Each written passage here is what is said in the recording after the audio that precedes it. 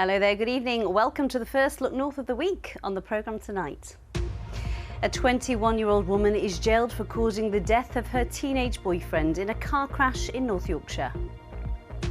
As people in rural communities struggle with the rise in oil prices, could financial support announced by the Prime Minister help them?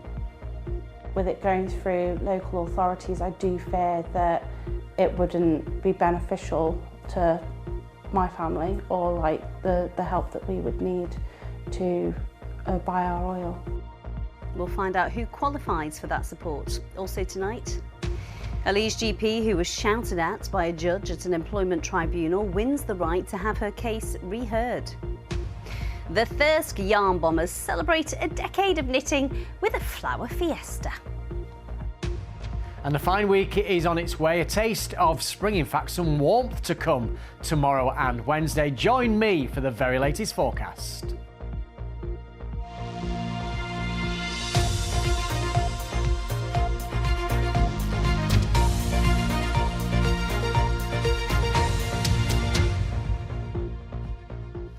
Hello there, good evening. I hope you had a lovely weekend. A belated Happy Mother's Day. First tonight, a teenage driver who filmed her boyfriend hanging out of the passenger window of her car before crashing has been jailed for 3 years. 17-year-old Alfie Lovett died when Mia Howarth, who was just 18, crashed near Brimham Rocks in North Yorkshire in 2023.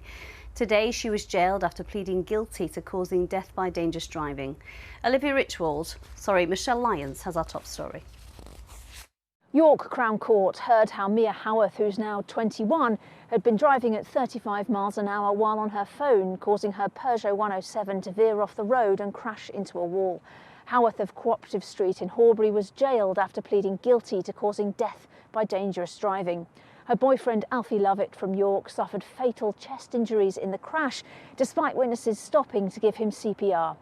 A search of Howarth's phone revealed she had used Snapchat to take footage of Lovett hanging from the window with his feet on the passenger seat while she was clearly still driving. Alfie Lovett died from fatal chest injuries. In a victim impact statement, Lovett's parents said he had left behind a 12-week-old son who they'd helped to take care of. He was described as unique, funny and caring, with ambitions of playing in a band. Before the journey, Howarth's dad had warned her about the behaviour of boys in the car, instructing her to pull over if they tried to hang out of the car. She had passed her test the previous year, but had only bought the vehicle a month before the crash. Glenn Parsons, defending, said, "She's killed her partner and knows more than anyone what that has done to the family. Her sentence started 3 years ago and she's been living with it every day since." He added that the defendant had received threats from friends and had left the area and had a job in the care sector. He added, "Her future now lies in tatters." Sentencing Howarth, Judge Sean Morris said, "Boys were doing what stupid young boys do, but you didn't stop, you carried on driving, you were using your mobile and you were filming. Young people need to learn, stay off the mobile when driving. Nothing I can do will ever mend the broken hearts in this case. No sentence will bring him back." Taking into account Howarth's age at the time, good character and time passed since the incident, Judge Morris sentenced her to 3 years in prison and banned her from driving for 6 years and 6 months. That, of course, was Olivia Richwald, and Michelle Lyons will be joining us at the end of the programme. Next tonight, thousands of households across Yorkshire and North Derbyshire may get help with their heating costs after the government announced a £53 million fund for vulnerable people who rely on oil to heat their homes. The price of heating oil has surged since the start of the war in Iran, hitting households with unexpected bills of hundreds of pounds. In a moment, we'll have some advice for those affected, but first, here's Kathy Killick with more details about what's on offer. When Look North first interviewed Dominique Shepherd 10 days ago, she said she felt like crying. The price of her heating oil had doubled and she had to ask her dad to help her out. So this morning's announcement by Sir Keir Starmer that he had a plan to help could be welcome news. Here's what he promised. If the companies have broken the law, there will be legal action. And because it's clear this market is under-regulated, we're going to put that right to ensure customers get a better deal. But we won't just wait for that. I'm announcing immediate support for vulnerable heating oil customers today, providing £53 million for those households that are most exposed. It's great that Keir Starmer's wanting to help and is providing the money there to support those families that need to top their oil up. However, with it going through local authority, I fear that perhaps you would need to be on council tax reduction or housing benefit to qualify for that help, and that's not the category that my family's in, and probably many other families. Local councils may use different criteria to decide who qualifies for help, but anyone in crisis can apply. According to government guidance, households going without heating because they can't afford it should be eligible. Cathy Killick, BBC Look North. Well, Spencer's here to try and explain a little bit more. Good to see you, Spencer. So just remind us why people who are using heating oil in particular are concerned. Yes, if you use gas for your heating and your hot water, that is the majority of users, then your prices are capped by the regulator. If you burn oil for your heating and hot water, that isn't the case. So those are the people who are most exposed to this crisis and will see, or already have seen, their prices rising. In fact, they've doubled in many cases over the last 3 weeks. A litre of oil 3 or 4 weeks ago was about 60 pence. It's now gone up to around 130 pence. Now, across our region, only about 4% of the population uses oil, but in some parts of the Yorkshire Dales, around Hawes, for example, as many as 50% of households are using heating oil. Looking at those tanks, looking at the needle, seeing them perhaps falling after the winter, now looking at a delivery where the price, as I say, has doubled in a very short time. As we heard there, some people are worried that they won't actually qualify for any of this support. Do we know who will? Yeah, this is still very unclear at the moment. The money that the Prime Minister has announced today is going to be delivered through the government's Crisis and Resilience Fund. It will go to local authorities. So in many cases, it will be North Yorkshire Council who people are looking at for how this is going to be spent. The councils have been advised by the government to target those in most need. This isn't going to be blanket support for everybody. And they've been told it will be those in immediate risk of losing hot water and heating who should get the money first. So local councils in the next few days will be looking at how they're going to spend the money, but also finding out how much they've got to spend. So there's a lot of work to be done in terms of finding out where the money will go and when it will arrive after the 1st of April. Even if you're not on heating oil, people are concerned, aren't they, about utility bills going up like we saw with the war in Ukraine. Do we know how this is going to work out? Yeah, in the short term, this is quite interesting because for those who have the energy price cap, gas users, electricity users, prices are actually going to fall on the 1st of April because the government is scrapping something called the Energy Company Obligation. That was announced in the budget at the end of last year. People will save, on average, around about £117. The current energy price cap then ends in June, and the government or the energy regulator, Ofgem, will look at setting a new one. That's likely to be higher, and if this crisis is continuing, it could be a lot higher. What the government is unlikely to do is go for blanketed, untargeted support, as it did during the Ukraine crisis. That cost £70 billion, 70, and we're still paying that off. So, as the government has indicated, I don't think we're going to see that level of support for households and businesses. Spencer, thank you.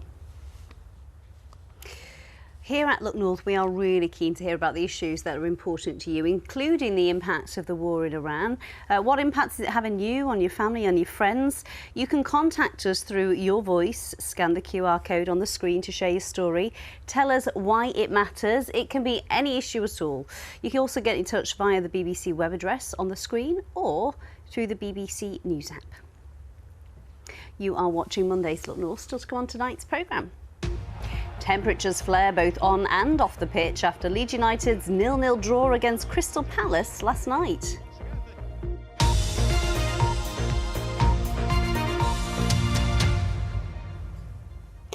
The Prime Minister has been warned by more than 100 Labour MPs that failing to pass assisted dying legislation would undermine trust in politics. Spen Valley MP Kim Leadbeater introduced the bill to Parliament and says the delay is undemocratic. The current bill to legalise assisted dying in England and Wales was passed by the Commons in June last year, but has been stalled in the House of Lords for months now and is unlikely to pass. You may find some of Mark Ansell's reports distressing. It's about choice, and if he'd had that choice, I think it would have given him huge peace of mind. Ian MacLeod starved himself to death because suffering with motor neurone disease was so unbearable. I don't think he ever did come to terms with it, to be absolutely honest. His wife Pauline says if assisted dying had been an option, life after his diagnosis would have been so much more bearable. It's agonising, especially to see somebody diminished in that way and not have a choice, no way out. If he had a choice, I think we would have had a completely different last 3 years together without all the stress and the anxiety associated with the worry of how he was going to die. You have been doing it at school. Good girl, that was a brilliant yes. Dee Calburn's daughter Tilly has Rett syndrome, a rare genetic disorder that means she requires round-the-clock care and is non-verbal. Dee is against assisted dying. My biggest fear is you've got children like Tilly that are going to be really vulnerable to being pulled into assisted dying when they're older. My worry is if she gets to 18 and me or her dad aren't around to advocate for her, she gets rushed into hospital like she did with sepsis in December, and they look at Tilly and her list of symptoms and that she's critically ill and that she's classed as terminal.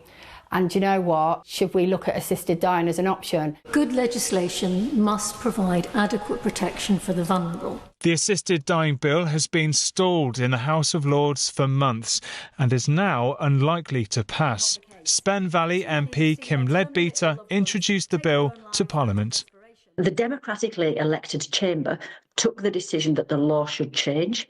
There is huge public support, so it just feels fundamentally undemocratic and wrong that a relatively small number of unelected peers in the House of Lords can block this. The Prime Minister has now been warned by more than 100 Labour MPs that failing to pass assisted dying legislation would undermine trust in politics. Mark Ansell, BBC Look North. A Department of Health and Social Care spokesperson told us that the government is neutral on the matter of assisted dying and the passage of the bill. The government has a responsibility to make sure any legislation that passes through Parliament is workable, effective and enforceable. Next tonight, a Leeds GP who was shouted at by a judge at an employment tribunal has won the right to have her case reheard. Dr Hina Tahid has brought a case against her business partner alleging maternity discrimination. An investigation found Judge Philip Lancaster raised his voice and repeatedly interrupted her evidence. The judge has denied showing any bias. Meanwhile, the judicial watchdog is facing a legal challenge from other people who allege there's been a failure to investigate further complaints against the same judge. Abby Giola reports. Dr Hina Tahid took her business partner to an employment tribunal for pregnancy and maternity discrimination in 2022.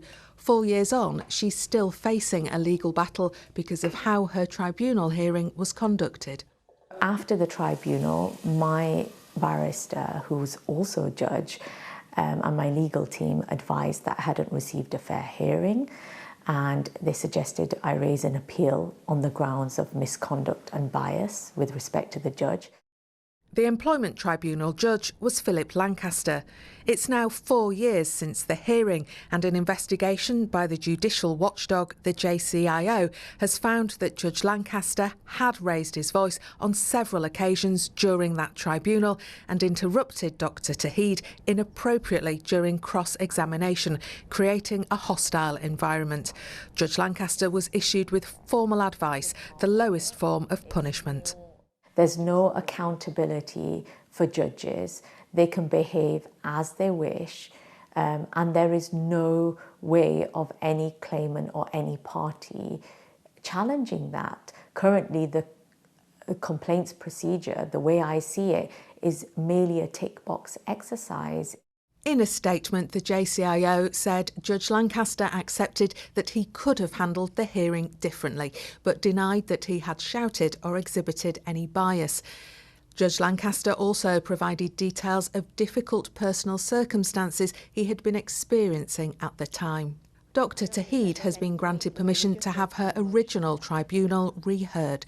She's also part of a group of 10 people bringing separate legal action against the JCIO, alleging they failed to properly investigate complaints against Lancaster.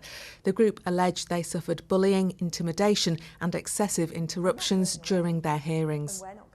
The judiciary is supposed to be a respectable, reputable, fair, public authority, and to have that many complaints made against them and to do nothing about it is just not acceptable. It's not the standard we expect.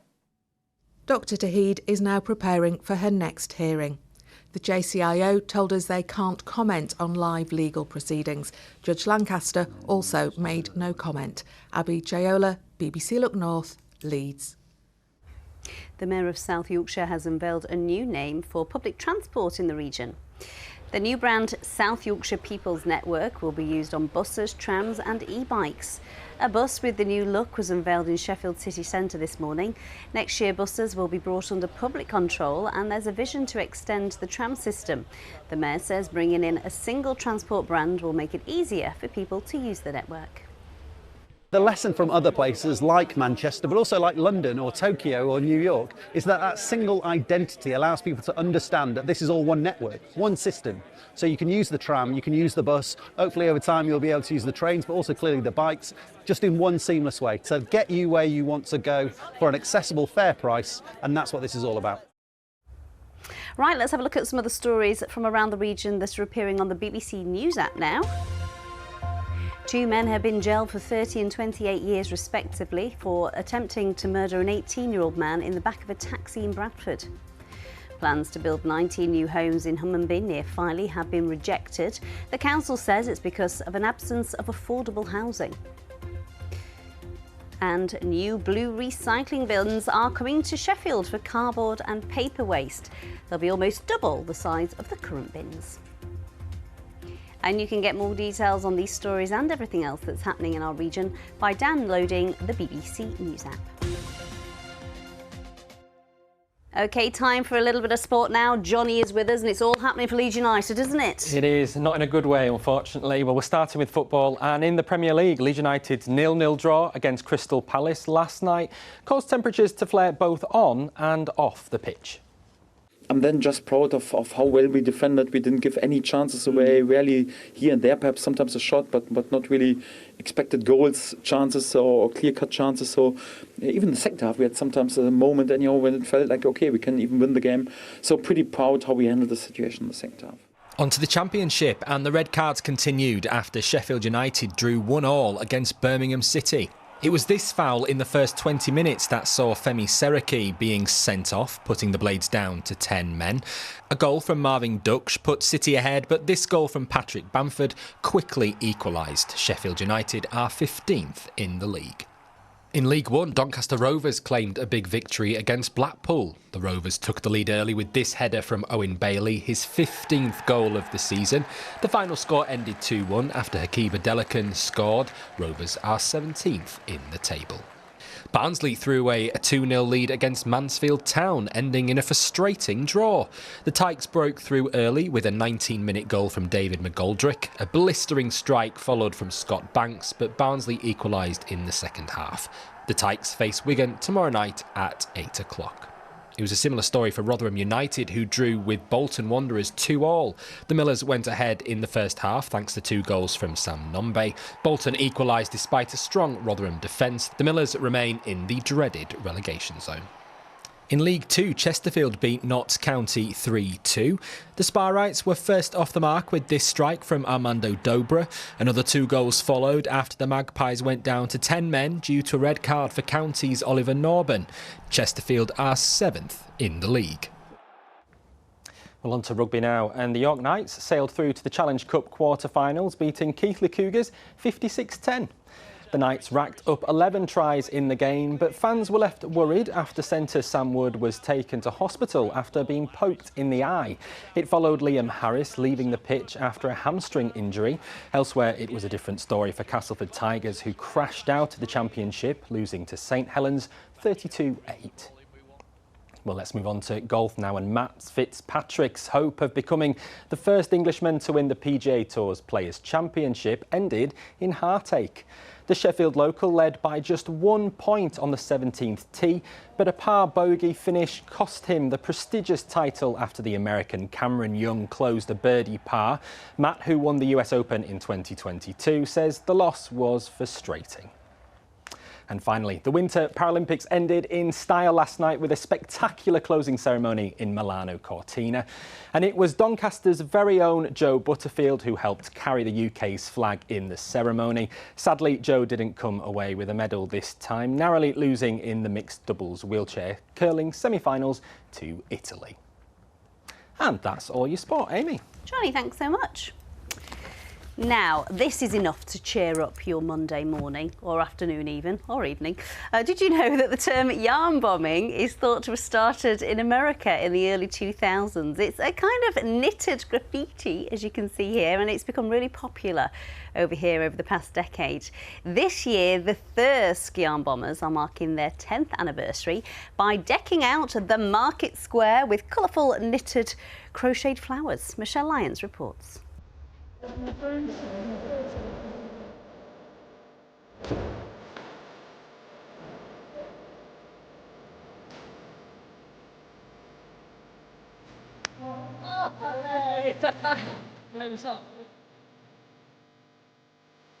want to see another flower for a while now. This is the Thirsk Yarn Bombing Group, which is marking its 10th anniversary. The group raises about £5,000 a year for charity and decorates the town centre with colourful knitted and crocheted creations. We have 2 themes a year, in spring and in summer. We always do a Christmas display. We always do Remembrance Day. So the themes can vary from our favourite food to children's stories. It's the anniversary. I can't believe it's 10 years. I mean, it's gone so fast. Yeah, I think the older you get, the faster it goes, doesn't it? Group numbers have swelled over the past decade, and so have their imaginations. Some of the members say the group has helped them too. I had a very sick husband and I looked after him. He passed away 6 years ago. But this group kept me going all the way through. It was the best thing I ever did was to join the yarn bombers. Everybody's so friendly and they all help each other. Everybody has troubles at some point or other, don't they? You know, and we're there for the sympathy, for the laughing, you know, for the good times and the bad times. And it's just a lovely group, it really is. This spring, the theme is flowers. And not only have they decorated the town's bollards, they've also made 75 wreaths for local businesses. And next week, a huge floral installation will go up on the Thirsk clock. It's just going to be amazing. And people are so kind about it as well. When they hear your yarn bomb, oh. I've made this one and this one, and I made the one with the teddy bear knitting. I did one and I looked at it and didn't like it, so I unpicked the whole thing and redid it. Yes, they all look absolutely fantastic, they do. You know, hope everybody in Thirsk appreciates our hard work.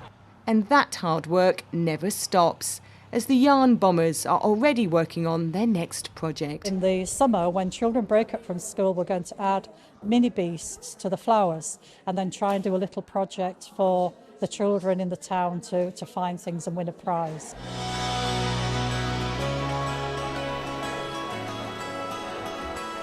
Michelle Lyons, BBC Look North, Thirsk. They are so talented, aren't they? Some fantastic creations there. You know, Ren started knitting a hat for the dog, but I don't think he's going to need it, is he? Because it's turning quite nice, I hear. It is. Hey, we could have 18 by Wednesday. Can you believe that? No, I can't believe it. Which is the average for May. Anyway, I'll give you the details in a minute. A couple of pictures to show you.